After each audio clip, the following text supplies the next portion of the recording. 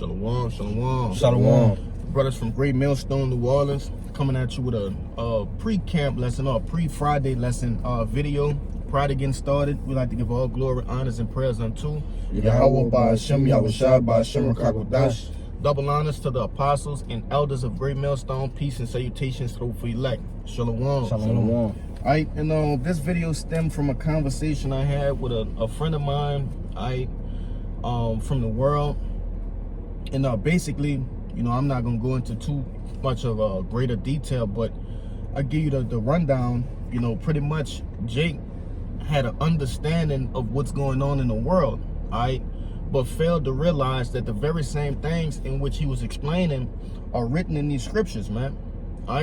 Which, this Jake brought this up to me, a while back. I could remember in my earlier stages of becoming a prophet and coming around and, just getting introduced into the truth.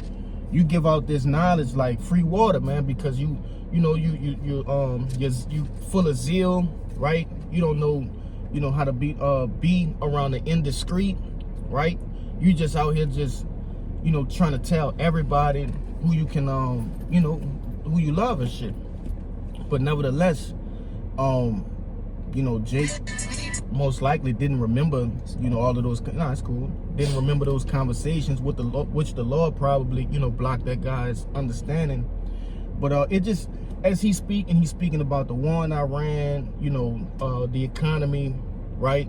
Jake even spoke about, a complete reset. The earth need a reset, and I was very tempted to, delve in prophecy and scripture, but at this point, Jake just choosing to not get it, right?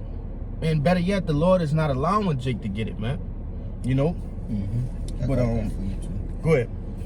This Romans 11:7. It says, "What then? Israel had not obtained that which he seeketh for, but the election had obtained it, and the rest were blinded." And if I could say real quick, what do Israel seek for, man? Ultimately, peace, okay?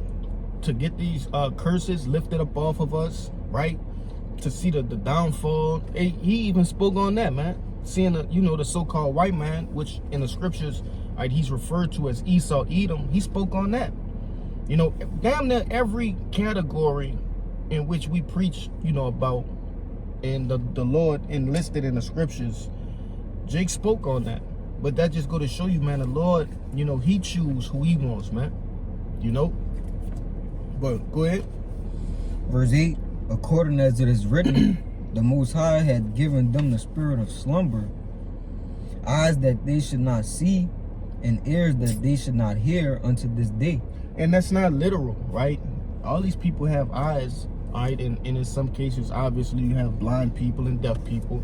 But don't be simple. It's not talking about those people, right? We're talking about people who have these senses, right? Sight, hearing, but they don't hear and see the things in which we hear and see, right? As it's easy for us to go through news articles and to, basically place prophecy right there and filter these things through the scriptures, right? But unto them, they don't see those things, okay? They don't understand that, man, this dude, as I was speaking to y'all prior to this lesson, this guy, he was actually speaking about the different blood sacrifices that Esau do, the Boule, the Freemasons, the PDF file activity, all of this shit, man. But it wasn't according to knowledge. You see? You probably could get that. Josiah. I had another one too. I think we got a little bit more than that. Let me see. Yeah, they got a right. They got You can go down to 10. Verse 9, "And David said, let their table be made a snare and a trap, and a stumbling block and a recompense unto them. Let their eyes be darkened that they may not see, and bow down their back always." That's right, man. And ultimately, our people, the different things in which, doctrines and philosophies, and even, the things that Jake put their faith into, right? Those things have been made a stumbling block unto them, man. You see? So they don't get this truth. Because like I said earlier, man, the Lord, he handpicks, he cherry picks. Okay, when you go into the elect, that's what that's going into, man. You know, he handpicks those who he made worthy. You see, to receive this truth. Okay, y'all can bring out whatever y'all have, man. You got that one? Yeah. Go ahead. It's the book of Romans, chapter 10, verse 2. It says, "For I bear them record that they have a zeal of God, but not according to knowledge." That's right, man. Because if I was to, explain to that guy, hey, what you're talking about is in the scriptures, and the power in which orchestrates all of this is, Yahweh Ba'Shem Yahushua, that guy would deny it. Alright? He don't if you put something behind it, Jake ain't gonna receive it. I'm looking for the best words, but that's probably as simply as I can put it. They have an inclination of truth, right? Or how can I put it? They have an inclination, but they don't got the spirit. God, he had all the components, yep. Right? Going into all the different avenues of the truth, but to declare it as the truth, and that's what when you go into what is that Wisdom of Solomon, not Wisdom of Solomon, Second Ezra, the 2nd chapter, when it tell you he stood so stiffly, all right, for the name of Yahushua, man.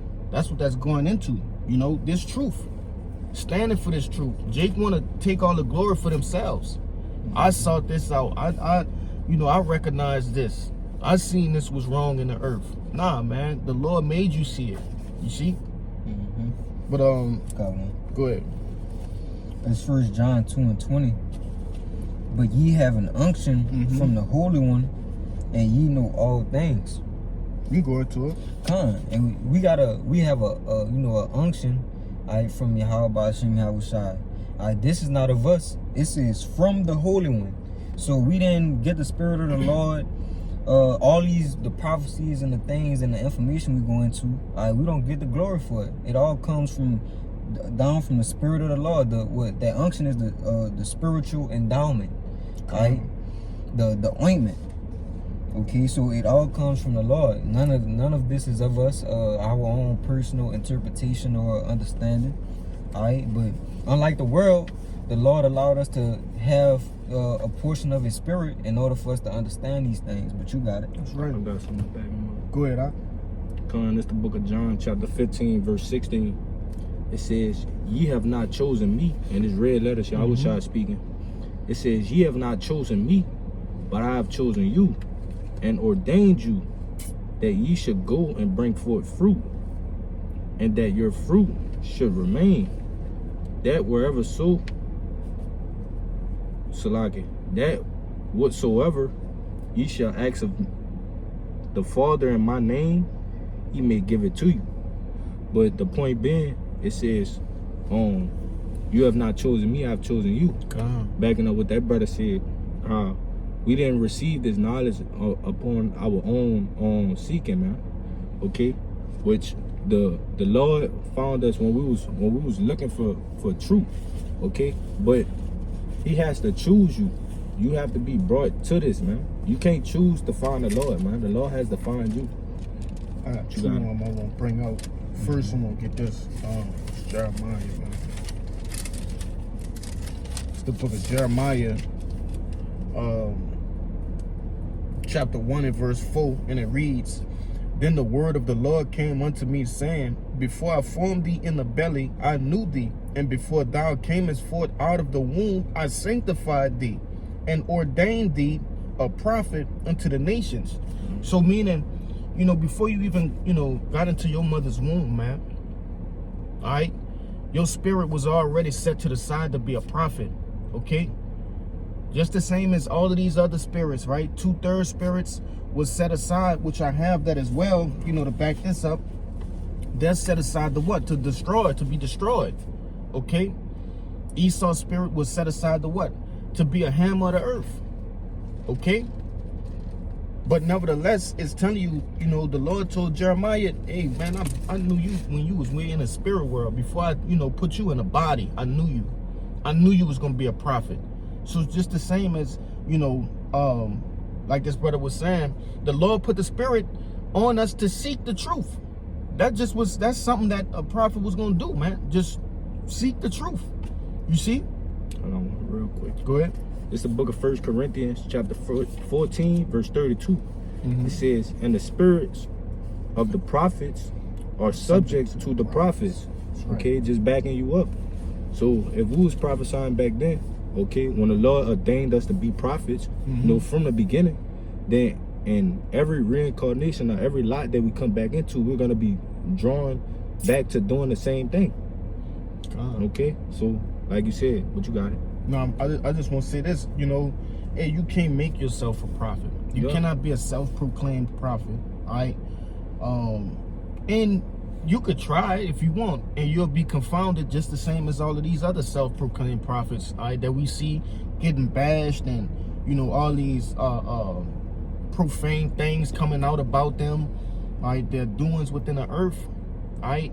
You could try it, but the true prophets, all right, they're going to continue unto the end, man. Go ahead. But if I could say, because what are we out here doing this for? Okay, if we can choose to be a prophet, bro, we could choose to be the elect. Right. We could just choose to be the elect and just sit back, and it'll be that. But we're out here doing the works and hope that we are of that number.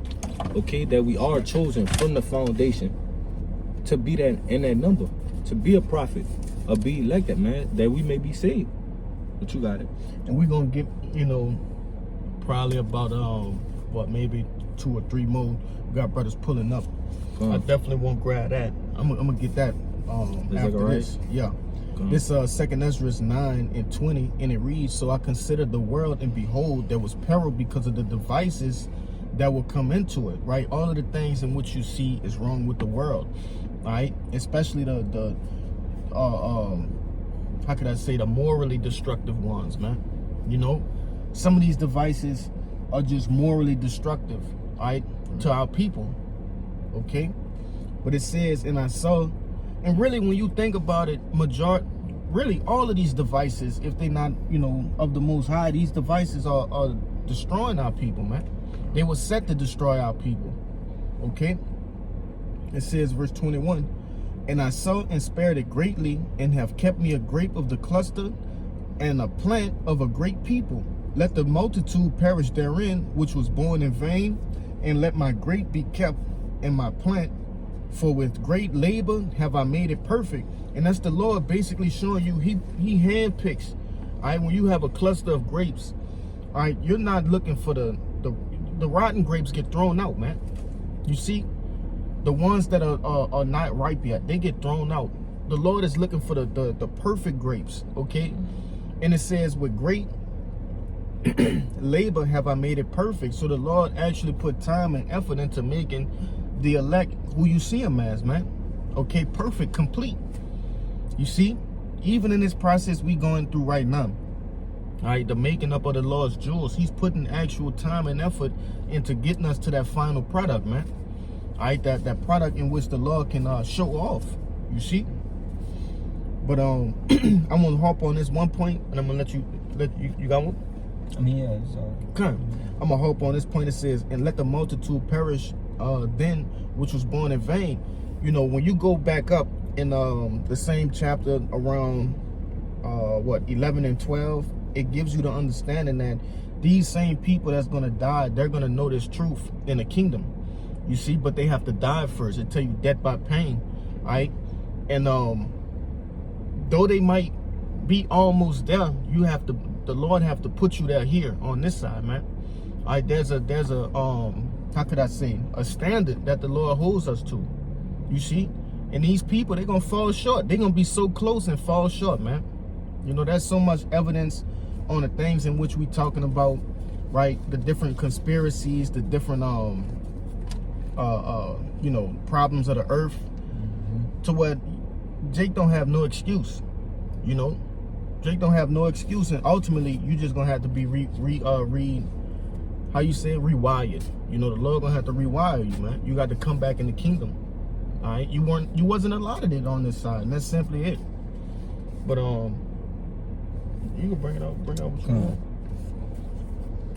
Yeah, just backing up the whole, the overall point. Mm-hmm. Sirach 39 and 24. It says, as his ways are plain unto the holy, Mm-hmm. so are they stumbling blocks unto the wicked. Yeah, and that's basically what this thing about, man. This whole video is about. It's plain to us. We get it. We understand it. We know where it go. We know how to categorize it. We know how to break it down. These people, they don't. It's a stumbling block, like it told you back then, Romans the 11th chapter. It's gonna cause them to fall and ultimately to be destroyed, man. Which that brother gonna grab it. This is the book of Zechariah, chapter 13, verse 8. It says, and it shall come to pass that in the land, said the Lord, 2 parts therein shall be cut off and die, but the third shall be left therein. That's right, man. And ultimately going into that's why you hear brothers, with the term 2/3 and the 1/3. The 2/3 are those that are destined for destruction. On this side, in whichever fashion the Lord sees fit. And the 1/3 is those that are slated for salvation. You see, those that are actively, preaching and teaching the truth, and believing on Yahushua, man.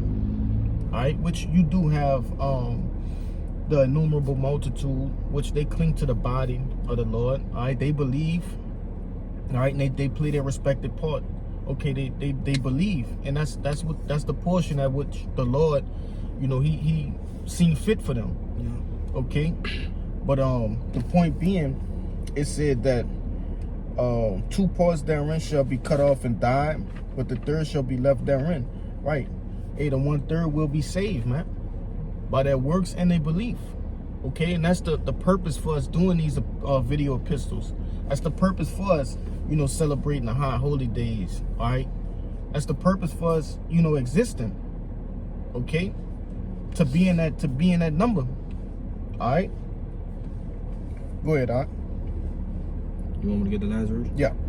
Verse 9, it says, and I will bring the third part through the fire, and will refine them as silver is refined, and will try them as gold is tried. They shall call upon my name, and I will hear them. I will say, it is my people, and they shall say, the Lord is my power. Yeah, and that third part being brought through the fire, okay, and being refined as silver and as gold, that's going into the different things, the different afflictions in which the Lord give us in order to mold us, man. Back when I brought it out in our second Esdras, that grape of the cluster that he, so greatly. Let me look at it right quick. I don't want to mess it up. But it said, and let my grape be kept in my plant, for with great labor have I made it perfect. And that's the Lord making us perfect through the different hardships in which we go through, man. Teaching us, all sorts of lessons. Okay. You want to say something? Yeah, it says as silver is refined and as gold is tried, because those two things go through a purification process. Right. Where it purges the impurities, the imperfections out of it, that it may be molded into this beautiful piece. But you got it. But that's the same way with us. The Lord is doing with us, and in order for us to be found blameless. Worthy, man. Worthy. Yep. He's molding us, man, through the different hardships and afflictions, as that brother just said. But you got it. Yeah, it said they will be left therein, right? So the Lord has to purify our faith, so we can go through those hardships and trials and tribulations, because the scripture says it's gonna be a time like no other. So we're gonna need that. But you got it. Man. So brothers pulling up. The Elder Young and I just pulled up, so we gonna get out of here. We about to start the main Friday lesson. So without any further ado, we like to give all glory, honors, and prayers unto Yahweh Ba'Shem Yahushua Ba'Shem Rakakodash. Double honors to the apostles and elders of Great Millstone. Peace and salutations to those feet like Shalom. Shalom. Baba Ba. Baba Ba.